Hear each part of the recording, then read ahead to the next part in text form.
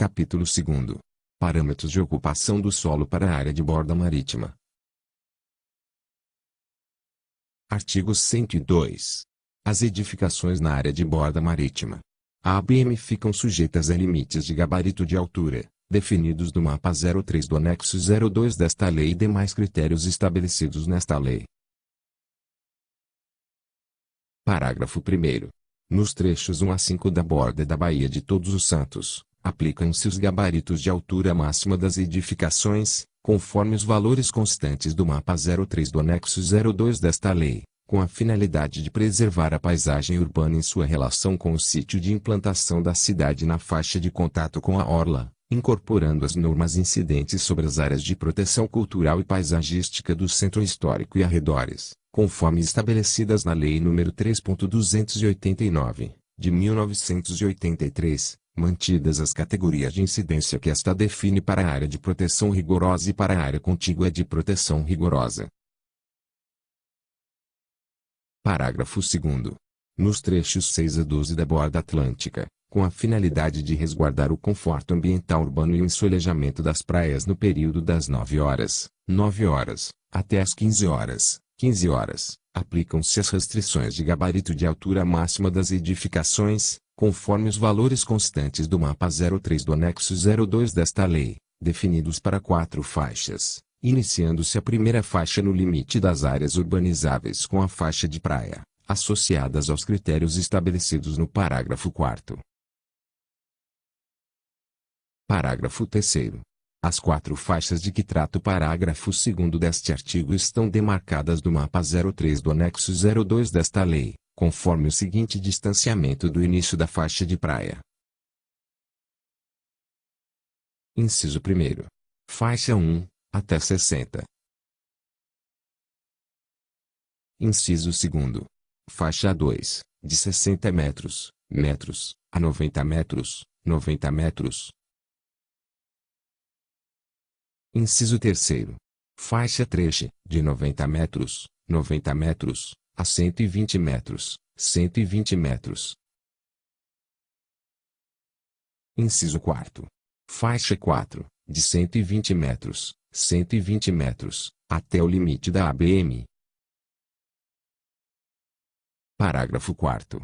Nas 4 faixas dos trechos 6 a 12 da ABM, respeitados os limites máximos estabelecidos no mapa 03 do anexo 02 desta lei, a altura das edificações será limitada em decorrência da elaboração de estudo solar, a ser apresentado junto com os projetos de empreendimentos de edificação nas solicitações de licenças, que demonstre se haverá sombreamento gerado pela edificação na faixa de praia, com base em cartas solares. Parágrafo 5º. O estudo solar de que trata o parágrafo 4º deverá ser desenvolvido em cartas solares sobre a base SICAR, na escala 1/2000, levando-se em conta a latitude de Salvador, os azimutes das sombras, as alturas do Sol para os solstícios de verão e inverno para todas as horas compreendidas entre 9 horas e 15 horas, daquelas datas, e a cota topográfica do terreno. Parágrafo 6º. A partir dos estudos de geometria solar, deverá ser demonstrado se haverá rebatimento das sombras no solo, especialmente sobre a faixa de areia da praia, levando-se em consideração o desnível existente entre a cota topográfica real do terreno e a cota topográfica da faixa de praia. Parágrafo 7º. O estudo solar deverá apresentar o sombreamento gerado pela edificação levando em consideração todas as arestas verticais e conter a representação conjunta das 14 sombras geradas pela edificação, sendo 7 para o solstício de verão, entre 9 horas e 15 horas, e 7 para o solstício de inverno, entre 9 horas e 15 horas, devendo ainda constar nas peças gráficas a indicação da cota de implantação da edificação em relação à cota topográfica da faixa de praia. Parágrafo 8º. As arestas a que se refere o parágrafo 7º deste artigo deverão contemplar platibandas, reservatórios superiores e casas de máquina. Parágrafo 9º. Para a realização do estudo solar, deverão ser adotados os valores da direção da sombra, ds e do fator sombra, fs, constantes da seguinte tabela. Tabela 1ª. Parágrafo 10º. O comprimento da sombra será calculado de acordo com a seguinte fórmula: CS-I mais D, XFS, onde CS, comprimento da sombra, e a altura da aresta e da edificação, com I variando de 1 até o número de arestas verticais da edificação, T. Diferença entre a cota topográfica da base da aresta e a cota topográfica da faixa de praia, FS. Fator sombra, conforme a tabela do parágrafo 9º.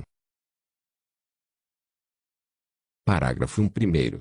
Nos empreendimentos compreendidos em mais de uma faixa, prevalecerá o gabarito mais restritivo, ou poderá ser adotado o escalonamento da altura da edificação, de acordo com os valores admissíveis em cada faixa e os critérios estabelecidos nos parágrafos anteriores. Artigo 103. Na borda atlântica, o gabarito de altura máxima das edificações poderá ultrapassar os limites estabelecidos no artigo 102 desta lei apenas na situação prevista no artigo 111 desta lei, não se aplicando neste caso a exigência do estudo de sombreamento. Artigo 104. Independentemente do trecho em que se localizem, as edificações inseridas na ABM não poderão ultrapassar o gabarito de altura máxima de 75 metros, mesmo que não produzam sombreamento na praia. Parágrafo 1º. O disposto no caput deste artigo aplica-se, inclusive, à exceção prevista no artigo 103 desta lei. Parágrafo 2º. Além das restrições de gabarito previstas neste capítulo, deverão ser observadas as condições referidas no parágrafo único do artigo 40 quanto à zona de proteção do Aeroporto Internacional de Salvador, prevalecendo sempre o parâmetro de altura mais restritivo. Artigo 105. Nos terrenos integrantes das áreas com gabarito fixado, delimitadas no mapa 03 do anexo 02 desta lei, as normas referentes a recuos e ocupação prevalecem sobre as demais normas estabelecidas nesta lei, devendo ser observadas as seguintes disposições. Inciso 1º. Para as edificações localizadas nos trechos 01 a 03 da área de borda marítima, conforme o mapa 03 do anexo 02 desta lei, os recuos frontal, laterais e de fundo são aqueles estabelecidos nesta lei para a zona de uso em que se situam, sem prejuízo do disposto no artigo 89. Inciso 2º. Nos demais trechos, as edificações com até 12 metros, de altura estão sujeitas aos recuos estabelecidos para a zona de uso em que se situem, respeitado o recuo mínimo de frente de 5 metros, e os recuos laterais de 2 metros, que devem ser aplicados a ambos os lados do terreno, não sendo admitido que se encostem em qualquer das divisas, exceto nas situações previstas nas alíneas A e B do inciso e do artigo 90. Inciso 3º. Nos empreendimentos com altura superior a 12 metros, os recuos frontal, laterais e de fundo das edificações localizadas nos trechos 04 a 12 da área de borda marítima, conforme o mapa 03 do anexo 02 desta lei, devem atender aos seguintes critérios. Alínea A.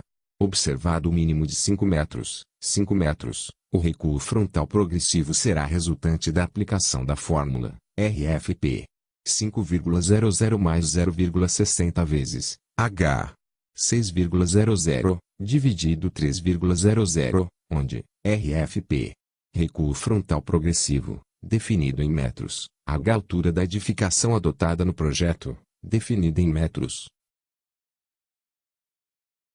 Alínea B. Observado o mínimo de 2 metros, os recuos laterais progressivos serão resultantes da aplicação da fórmula RLP 1,50 mais 0,30 vezes H 12,00 dividido 3,00, onde RLP, recuo lateral progressivo, definido em metros, H altura da edificação adotada no projeto, definida em metros. Alínea C.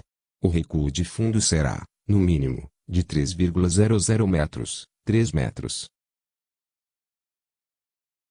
Parágrafo 1º. O recuo lateral progressivo será aplicado igualmente em relação a ambas as divisas laterais do terreno. Parágrafo 2º. Na hipótese de incidir mais de uma restrição relativa aos recuos, prevalecerá sempre a de maior grandeza. Parágrafo 3º. Nos casos de terrenos com mais de uma frente, as disposições previstas nos parágrafos 2º e 3º do artigo 87 serão aplicadas de forma conjugada com a aplicação das fórmulas estabelecidas no inciso 3 deste artigo. Parágrafo 4º. Alternativamente à aplicação da fórmula prevista no inciso 3º, admite-se que a soma dos recuos laterais progressivos seja de, no mínimo, 30% da testada do terreno. Parágrafo 5º. Nos casos em que a aplicação da fórmula prevista na linha A do inciso 3 deste artigo resulte em recuo igual ou superior a 15 metros, admite-se que seja utilizado este valor para o recuo frontal progressivo do empreendimento, independentemente do seu gabarito de altura.